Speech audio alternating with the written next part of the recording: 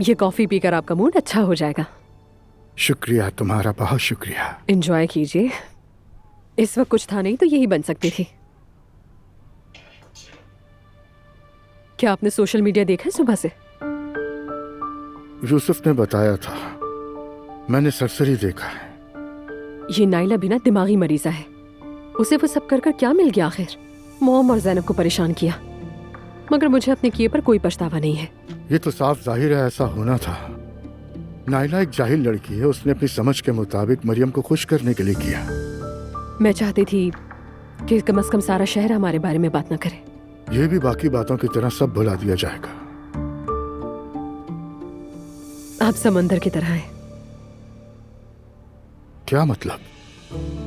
बहुत गहरे हैं आप, बहुत पुरसुकून। हर लफ्ज सबक की तरह है। लोग आपसे रोज कुछ ना कुछ सीखते होंगे। चलो तुम्हें कुछ और भी सिखाता हूँ।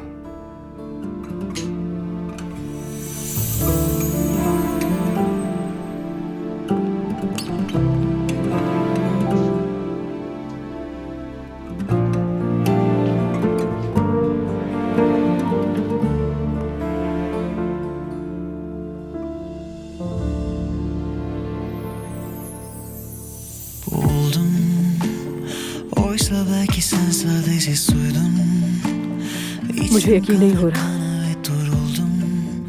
Biliyordum yaşamazdım sen yokken ama yoktun her anım. मैं तुम्हें बताना चाहता था मैं तुम्हारे लिए कितना सीरियस हूँ। Zormuş bensiz senle तुम शादी करोगे मुझसे? yazdığım masalsız. बिल्कुल बिल्कुल करूंगी मैं। Kolay sana bu vazgeçmek, İstanbul'a düşman etmek. Bir söyle ne yaptım ben, ne yaptım sana? Yağmurları yağdırdım üzerine, affet bebeğim, gideceğim bile bile. Ben yokken sen hep yalnızsın. Yağmurları yağdırdım üzerine, affet bebeğim, gideceğim bile bile. Ben yokken sen hep यकीनन सब कुछ आसान होता अगर आप तलाक ले लेते। yalnızsın. बहुत शुक्रिया, बहुत खूबसूरत है ये। जब तक मेरी तलाक नहीं हो जाती हम दीनी निकाह कर लेते हैं। Yalnızsın. दीनी निकाह मतलब? इमामी निकाह। देखिए अप्पू, ये चीजें मेरे टाइप की नहीं है बिल्कुल। मेरे लिए सिविल मैरिज ही काफी है फिल वक्त। लेकिन फिर भी आप चाहते तो हम इमामी निकाह कर लेते। कोई मसला नहीं है इसमें। लेकिन बात सुने, मैंने पहले भी कहा था कि मैं चार दीवारी में नहीं बैठूंगी। इसका इस बात से क्या ताल्लुक है एलिफ? मेरे लिए ताल्लुक है। ठीक है, जैसा तुम चाहो एलिफ।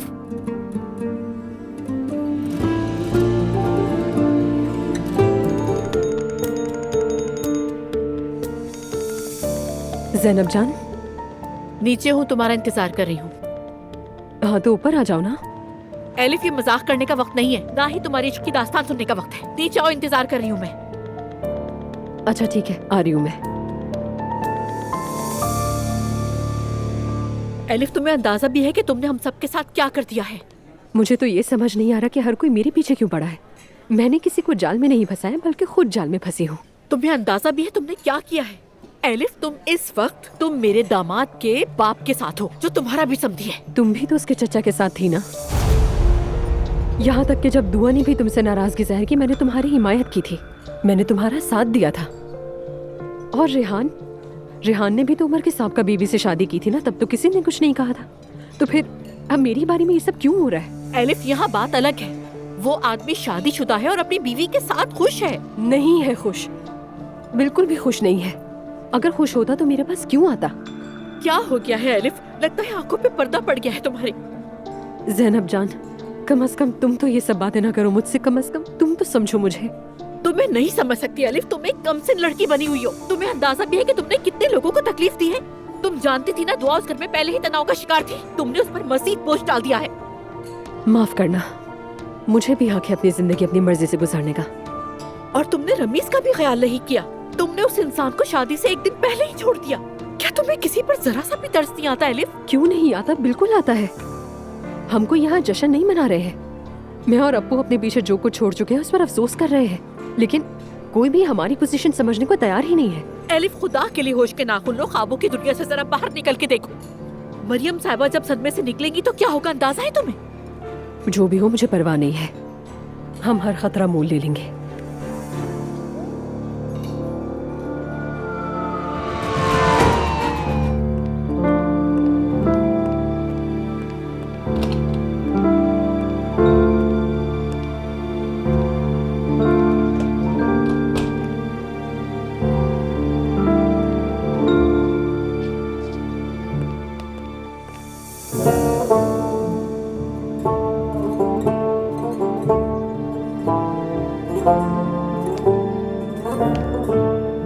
आप इस वक्त यहाँ क्या कर रहे हैं?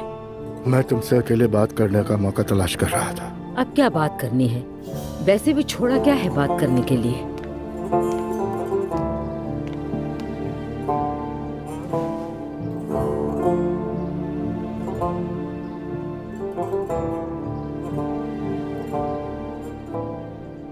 मेरी मोहब्बत का इतने सालों बाद ये तोहफा दिया है मुझे आपने। बच्चों के सामने मुझसे तलाक मांगते हुए आपको शर्म नहीं आई? और वो भी उस औरत के लिए। खुदा तुम्हें गारत करे, अब कहने को कुछ नहीं रहा। मरियम बेगम, तुम मेरे लिए बहुत कीमती हो। तुम मेरे लिए एक बेहतरीन बीवी और बच्चों के लिए बेहतरीन माँ साबित हुई हो। मैं इसका बदला दुनिया और आखिरत में नहीं चुका सकता। अल्लाह तुम्हें खुश रखे। लेकिन अब मैं खुश रहना चाहता हूँ। मैंने ऐसा क्या किया जो तुम खुश न रह सके? मैंने तुम्हें अपनी जिंदगी का मरकज बना रखा, तुम्हारे दुख को अपना दुख समझा। मैंने तुम्हारी मुस्कुराहट के लिए हर बात पे चुप साध ली, कुछ नहीं बोली। तुमने जो कहा मैंने बिना इतराज किए कबूल किया। मुझे तुमसे कभी कोई गिला या शिकायत नहीं रही मरियम। तो फिर ये सब क्या है बताएं? इस उम्र में आकर जनाब ने इश्क कर लिया, तलाक के लिए जिद कर रहे हैं। ये सब रुसवाई है और कुछ नहीं है। मरियम, तुम समझ नहीं रही हो। नहीं समझ रही मैं, और नहीं समझना चाहती हूँ। अगर उस पर दिल आ गया था तो वक्त गुजार लेते, जैसे सब करते हैं। लेकिन तलाक का क्या मतलब है? इस दौर में हर कोई ऐसा करता है, मगर बीवी को तलाक नहीं देता। तुम्हारे जहन में कहाँ से आया? एलिफ ऐसी औरत नहीं। वो बिल्कुल ऐसी ही है, घर तोड़ने वाली दगाबाज औरत है वो। मरियम बेगम, तुम मेरे बच्चों की माँ हो, लेकिन मैं तुम्हें एलिफ के बारे में बुरा कहने की इजाजत नहीं दूंगा। कसूर उसका नहीं, सिर्फ मेरा है। उसने तुम्हें अच्छी तरह सबक याद करवा के यहाँ भिजवाया है। ऐसा कुछ नहीं है। देखो, मैं तुम्हें दुख देने के लिए बहुत शर्मिंदा हूँ। तुम मेरी आखिरी सांस तक कीमती रहोगी। जो कुछ मेरा है उसमें से आधा तुम्हारा है, और बच्चों का मुस्तकबिल भी महफूज है। मैं तुमसे वादा करता हूँ, तुम्हें एक लम्हे को भी तकलीफ नहीं होगी। बिल्कुल तकलीफ नहीं होगी। असल तकलीफ तो तुम उठाओगे, समझ गए? क्योंकि मैं तुम्हें तलाक नहीं दूंगी। तुम ऐसा क्यों कर रही हो? बच्चों की तरह जिद मत करो। वो औरत हमेशा दरबदर ही रहेगी। सुन लिया ना तुमने? मैं ये जहर का घूंट पी लूंगी।